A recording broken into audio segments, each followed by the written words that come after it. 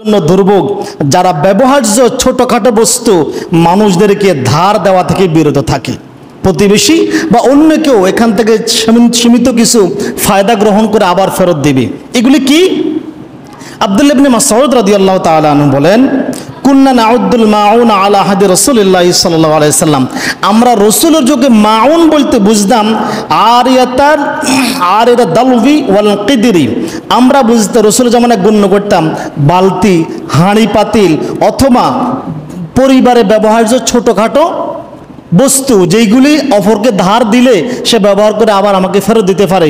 যেমন কেউ যায় বলছে, ভাই আমাদের কোদালটা দেন, তোকে কোদাল দাঁত ভাঙিয়ে গেছে, আছে কিন্তু দিত না, খন্তার লাগিয়েছে, খন্তার আগা ভেঙে গেছে, দাঁড় লাগলে দাঁড় বোতা হয়ে গেছে, বলে না এমন?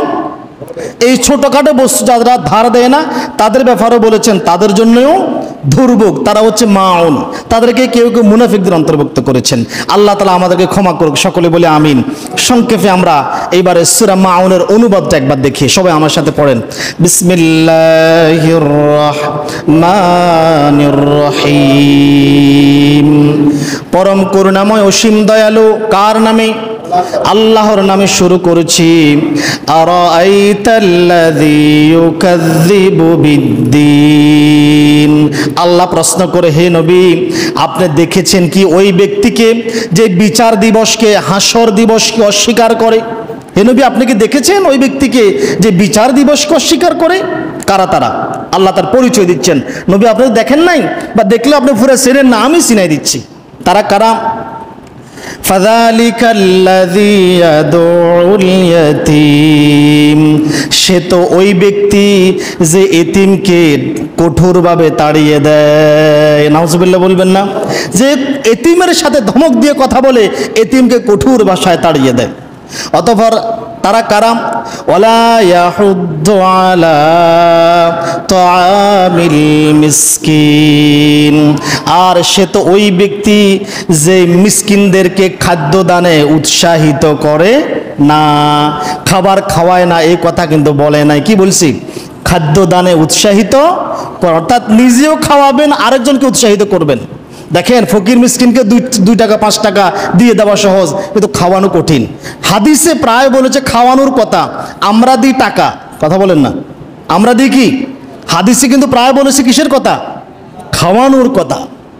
খাওয়ানোর চেষ্টা করবেন। অতঃপর আল্লাহ তাআলা বলেন, ফাওয়াইলুল লিল মুসাল্লিন, দুর্ভোগ ওই সকল নামাজীদের জন্য।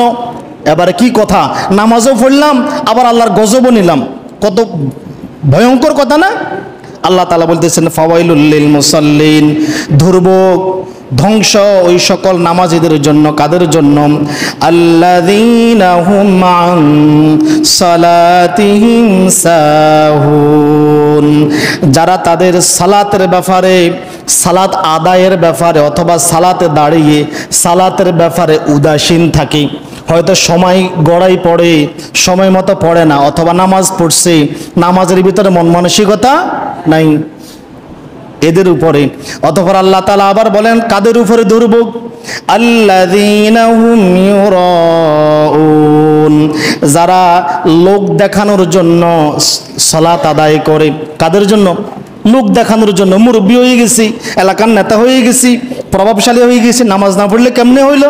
এই জন্য লোক দেখানোর জন্য নামাজ আদায় করে, এদের উপরে দুর্ভোগ ধ্বংস। সর্বশেষ বলতেছেন আরো কাদের জন্য ধ্বংস?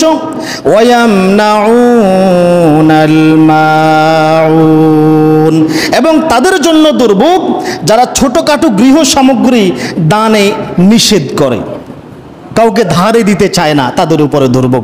আল্লাহ তাআলা আমাদেরকে এই সূরা কুরাইশ এবং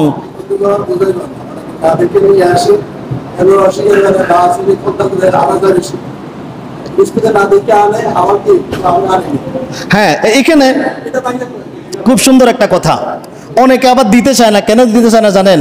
ধার নেওয়ার পরে পরে আবার ফেরত দেয় না। একটা বাটে ধার নিছেন, একটা ধারে নিছেন, নেওয়ার পরে দিতে চায় না, এটাও তো উচিত না। এদের উপরে তো দুর্ভোগ।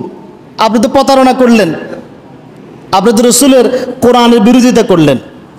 এক ব্যক্তি ধার দিল আপনাকে, কোরআনের আইন মানলো, সে মাউন হইল না, কিন্তু আপনি তো মাউনের উল্টাটা করে বসলেন। দুঃখজনক বিষয়।